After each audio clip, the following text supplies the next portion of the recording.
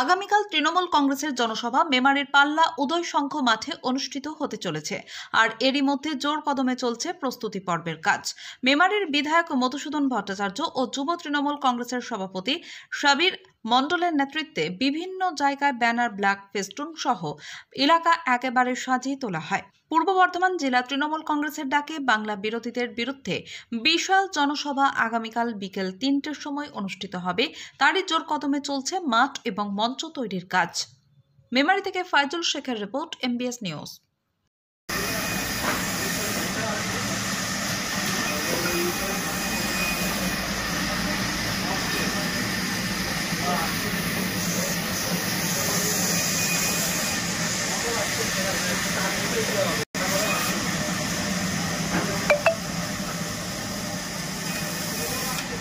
হ্যাঁ, 2 ফুট আর ওইটা দিয়ে মধ্যে ঠিক আছে।